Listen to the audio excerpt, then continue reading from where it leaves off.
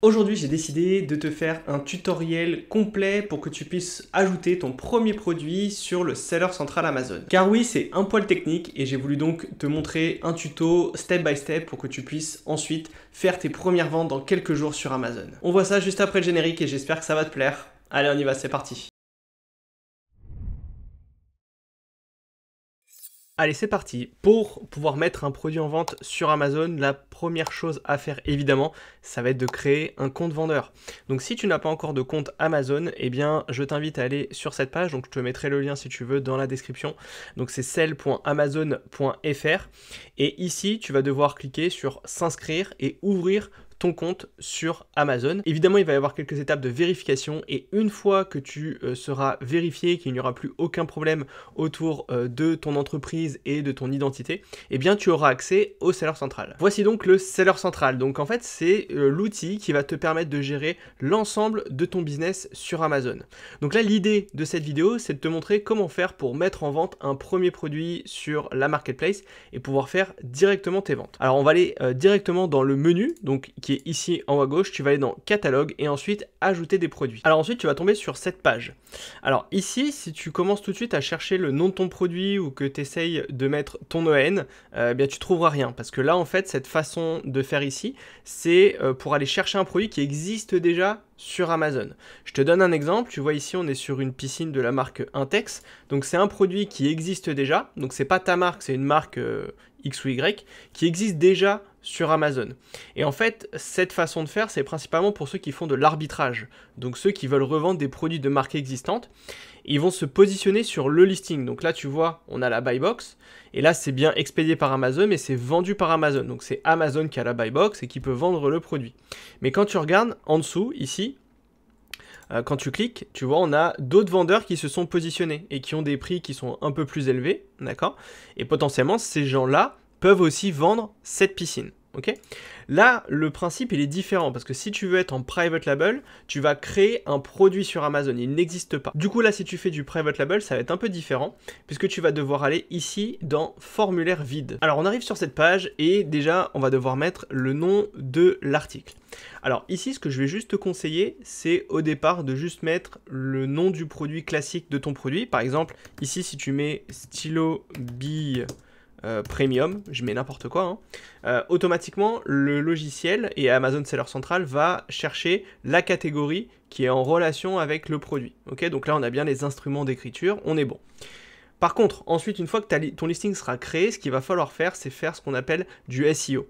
Donc, le nom de l'article, il va falloir le changer. Il va falloir faire une recherche mot-clé avec un Helium 10 ou un Jungle Scout pour faire un titre qui est ultra optimisé. Il doit faire 200 caractères au maximum. Je te montre un exemple. Imaginons que ça, c'est l'un de tes concurrents. Tu peux voir ici, son titre, il est beaucoup plus détaillé. On est sur stylo roller coffret, stylo roller noir, etc., etc.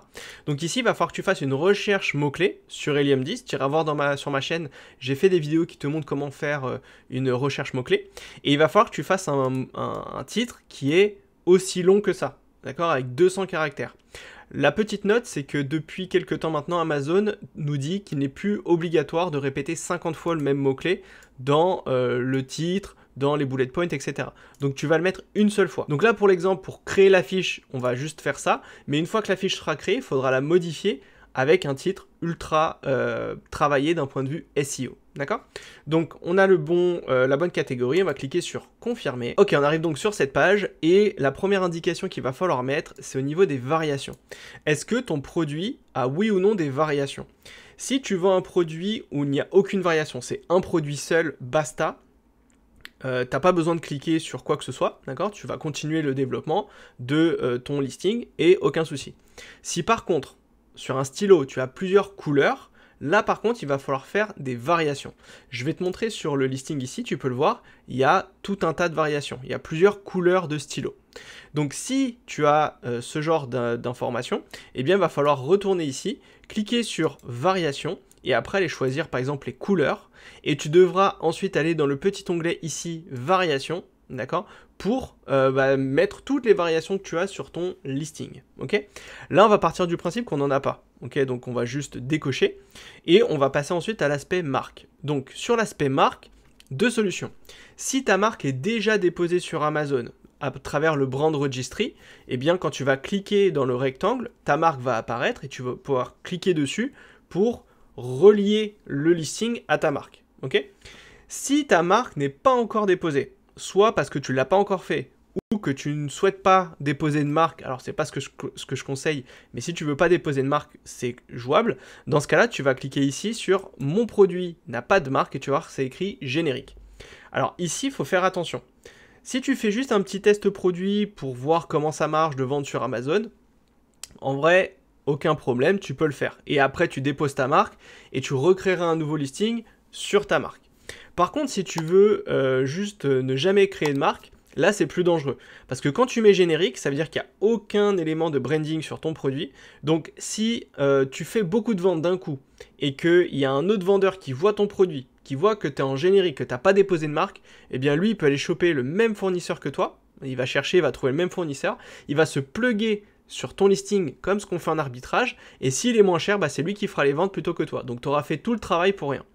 Donc cet élément, je ne le conseille pas forcément, je conseille vraiment de déposer sa marque sur Amazon pour être tranquille, parce que dès que tu vas déposer ta marque, tu n'auras plus aucun souci de squatter de listing et tu pourras être le seul à vendre le produit. D'accord? Donc voilà, fais juste bien gaffe à ça parce que c'est assez important.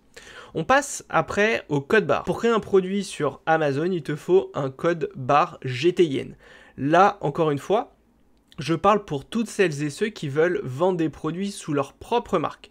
Si tu veux faire de l'arbitrage, le produit de la marque que tu as acheté, il existe déjà, donc tu n'as pas besoin de créer de code barre. Si tu fais ta propre marque à toi, eh bien il va falloir un code. Okay ? Ce code, tu vas l'obtenir sur GS1, donc je te mettrai le lien pareil dans la description. Tu vas devoir adhérer à GS1. D'accord, donc cliquez ici, adhérer à GS1. Et une fois que tu auras adhéré, donc c'est un service qui est payant, c'est une centaine d'euros par an pour avoir des codes. Une fois que tu seras adhérent, tu vas pouvoir créer un code barre pour ton produit qui va être relié à ta marque. Et une fois que ce code sera créé, eh bien tu pourras l'intégrer directement ici. Alors là, pareil, il faut faire très attention. Si sur ta marque tu mets générique, mais que sur GS1, tu mets le nom de ta marque que toi tu voulais vendre, automatiquement il va y avoir conflit. Donc tu risques d'avoir une erreur qui va apparaître quand tu vas vouloir valider ton listing, il va y avoir un message d'erreur qui va apparaître parce que Amazon ne va pas reconnaître le code barre parce que le code barre il est marque X et toi tu vas mettre ici qu'il n'y a pas de marque. Donc il va y avoir un conflit. Donc si jamais tu n'as pas de marque, même dans GS1, tu mets générique et normalement ça devrait fonctionner. Donc là j'ai mis le code barre et ensuite tu vas aller cliquer sur UPC. On passe à l'étape suivante. Donc on est maintenant dans la partie description du produit. Alors ici, dans la première partie, il va falloir décrire ton produit. Donc je t'invite ici à mettre le maximum d'informations sur ton produit. On va aller vérifier si ce vendeur a une description. Tu vois ici, description, stylo roller de luxe, etc. Donc là, l'idée, c'est de présenter un peu ton produit, de mettre des mots-clés si tu le souhaites. C'est important pour le référencement. Et tu vas pouvoir un peu expliquer ce qu'il y a à l'intérieur. Okay ? Donc là, tu as toute cette partie ici qui est réservée pour ça. Ensuite, tu vas parler des puces. Alors les puces, c'est les fameux bullet points. Donc on va remonter ici et on a des bullet points. Tu vois qu'on en a 1, 2, 3, 4, 5 bullet points. 5 bullet points, c'est le minimum qu'il faut intégrer. Après, il y en a d'autres qui en mettent beaucoup plus. Mais je ne le conseille pas forcément. 5, c'est très bien. Et c'est ici où tu vas devoir présenter les bénéfices de ton produit et intégrer des mots-clés pour également être bien référencé en SEO. Le référencement, en fait, ça te permet, quand quelqu'un va taper, par exemple, stylo roller coffret, dans Amazon, ça va te permettre d'arriver dans les meilleurs résultats de recherche sur Amazon. Okay ? Donc c'est la raison pour laquelle il faut faire une vraie étude mots-clés avec Helium 10 et intégrer un maximum de mots-clés là-dedans. Et il faut que ça reste un peu français. Donc fais bien attention à ça. Évidemment, tu peux le faire avec l'intelligence artificielle, aucun souci.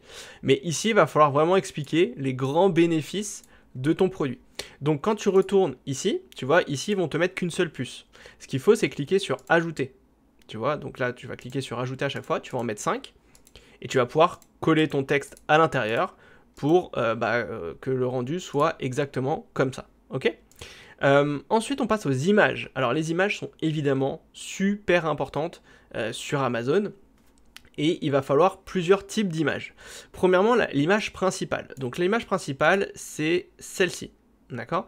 C'est l'image de ton produit sur fond blanc obligatoire, interdit de mettre un fond ou quoi que ce soit, ça doit être sur fond blanc, ok. Le format de l'image, il doit être carré, en général c'est 1500 pixels par 1500 pixels, ok. Et donc format carré, donc ça tu peux le faire sur Canva, et normalement, il ne faut absolument rien mettre sur l'image, c'est-à-dire que normalement les petits boutons qui sont en bas là, ça devrait pas passer. Alors, parfois, il y a des petits hacks qu'on peut mettre en place, mais c'est très très rare. Normalement, quand je vais te montrer ici sur d'autres vendeurs, on va les rechecker sur d'autres vendeurs. Tu vois, par exemple, Bic, ici. Donc la marque Bic, tu vois, hop. La photo principale, il n'y a aucun élément supplémentaire. D'accord? Il n'y a pas de texte, il n'y a pas de petites icônes, ni quoi que ce soit. Normalement, une vraie photo, ça doit être comme ça. Ok? Donc ça, il faut bien faire attention parce que si tu commences à rajouter des éléments sur ta photo, tu peux être bloqué. C'est-à-dire que le listing va sauter et tu pourras pas mettre en ligne ton produit. Donc là, on est sur la photo principale. Ensuite, tu vas pouvoir mettre d'autres photos. Donc tu as jusqu'à 9 photos au total où tu vas pouvoir intégrer plein de choses, des éléments marketing, des comparatifs, des bénéfices que tu vas mettre en avant. Je vais te montrer ça sur ce listing.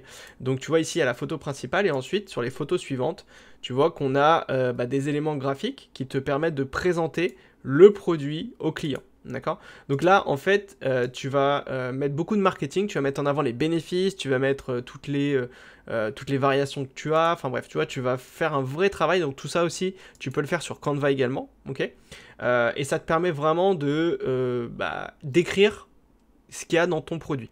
Ça, ces éléments sont super importants parce que c'est ce qui va améliorer le taux de conversion de ton listing. Si tu mets aucune photo, les gens vont pas voir concrètement le produit, ils vont pas voir ce qu'il y a dedans, et du coup, ils vont pas forcément acheter, ils vont aller voir tes concurrents. Donc, il faut absolument faire un gros travail sur les photos pour que ce soit propre, professionnel, et que ça améliore ton taux de conversion. Et ensuite, tu vas devoir cliquer ici sur télécharger, donc tu cliques, tu vas chercher les photos, tu les uploads, et ce qui te permettra d'avoir exactement le même rendu. On passe à l'étape suivante. On est sur les informations détaillées du produit. Alors ici, ça va être très simple. Il va falloir déjà, dans un premier temps, remplir tous les rectangles en rouge. Ok, c'est le minimum. Après, si tu veux rajouter d'autres informations, comme les matériaux, le style, les caractéristiques spéciales, bref, plus tu vas mettre d'informations sur ton listing, mieux ce sera. Mais au minimum, il faut remplir les informations en rouge. Donc le fabricant, le nombre d'articles qui est à l'intérieur du produit, la référence de la pièce si tu en as un. Si tu n'en as pas, tu mets une référence un peu aléatoire. Ici, on va mettre une unité. D'accord? Donc tu mets unité et dans unité de comptage, tu vas mettre une parce que c'est un coffret si tu fais un coffret. Ou si tu fais un bundle, tu mets aussi une unité. Et tu vois, après, il n'y a plus rien en rouge. Donc là, je vais mettre 1. Et dans référence, je vais mettre 001. Et dans fabricant, je vais mettre générique pour l'exemple. OK. Voilà. Donc normalement, là, on est OK. Tu vois, il n'y a plus rien, donc on peut avancer. Dans la partie offre, ici, il y a plusieurs informations qu'on va devoir mettre. Premièrement, le SKU. Alors comme tu vois ici, le SKU n'est pas obligatoire. Moi, je te conseille d'en mettre un, ce sera plus simple pour après suivre tes publicités et suivre ton produit. Donc là, je vais mettre stylo bille, tout attaché. Ok, c'est important de mettre tout attaché. Ne mets pas de majuscules, ni d'accent, ni quoi que ce soit, parce que ça va faire bugger le logiciel. Donc tu mets juste stylo bille. Quantité, ici on va rien mettre, parce que ici c'est réservé pour toutes celles et ceux qui vont envoyer eux-mêmes les produits aux clients. Donc nous on va faire du FBA, comme ça on est éligible au Prime, et on n'a pas besoin d'envoyer nous-mêmes les produits aux clients. D'accord? Donc ici on met rien du tout. Dans le prix, on va mettre le prix du produit, donc, par exemple 39,99 €. Ensuite, on va mettre l'état. Donc là, très souvent, ça va être nouveau. Donc ça va être neuf. On va mettre le prix catalogue TTC. Donc là, pareil, tu peux mettre 39,99 €. Voilà. Dans le canal de livraison, ici, on va choisir Amazon expédie et s'occupe du service client. Donc là, en fait, c'est très simple. Ça signifie que nous, on a les produits, par exemple, chez nous ou chez notre fournisseur. On va envoyer ces pièces dans les entrepôts Amazon. Et à chaque fois qu'on va faire une vente, c'est Amazon qui va aller prendre le produit et qui va l'envoyer au client. C'est pas à nous de l'envoyer. Par contre, si tu veux envoyer toi-même les produits, s'ils sont chez toi et que tu veux les envoyer, dans ce cas-là, tu vas cliquer ici sur « Je vais expédier cet article moi-même ». Et du coup, dès que tu as une commande, eh bien, tu devras envoyer le produit au client. Ok? Donc là, on va utiliser Amazon. Ensuite, on a ici les dimensions de l'emballage à intégrer. Donc là, c'est le packaging. Donc tu vas mettre la taille de ton packaging. Par exemple, on va juste mettre 20 par 20 par 20. Et on va mettre que c'est des centimètres. Ici, voilà. Donc tu remplis ça et pareil, ensuite tu peux avancer. Donc je le fais rapidement. Hop, je me suis trompé. Hop, centimètres. Puis tu vas intégrer le poids de l'emballage, donc le poids de ton produit. Par exemple, 300 grammes. Et donc ça, c'est important de bien le remplir parce que pareil, ça va forcément jouer sur les frais d'expédition de ton produit. Nombre de boîtes, on va mettre une et on peut avancer. Et pour finir, on va aller sur la partie sécurité et conformité du produit. Pareil, il va falloir mettre le pays d'origine. Donc si ton produit vient de Chine, tu vas mettre la Chine. Donc on va choisir, s'il est français, tu mets de la France, hein, évidemment. Donc là, on met Chine. Description de la garantie. Si tu as une garantie spécifique, tu peux la mettre là. Donc tu mets 2 ans, par exemple. Est-ce qu'il faut des piles? Là, on va mettre non. Réglementation en matière de marchandises dangereuses. Si ton produit il a des batteries ou des choses électroniques, tu peux intégrer ces éléments ici. Si tu n'as rien, tu mets non applicable. Et une fois que tu as fini ton listing, eh bien, tu vas pouvoir cliquer ici sur soumettre. Et logiquement, cette fiche produit sera visible dans ton stock au bout d'une grosse demi-heure. Parce que le temps de la créer, voilà, il faut attendre un peu de temps. Et une fois qu'elle sera créée, tu pourras retourner dessus pour la modifier, pour changer le titre. Si tu veux changer quelque chose sur le bullet point ou changer tes photos, eh bien tu pourras directement le faire dans le seller central. Voilà, maintenant tu as toutes les clés pour pouvoir mettre en vente ton premier produit sur Amazon et j'espère que tu pourras faire ainsi tes premières ventes dans quelques jours. Je te retrouve la semaine prochaine pour une autre vidéo. Je te souhaite une très bonne semaine. Ciao!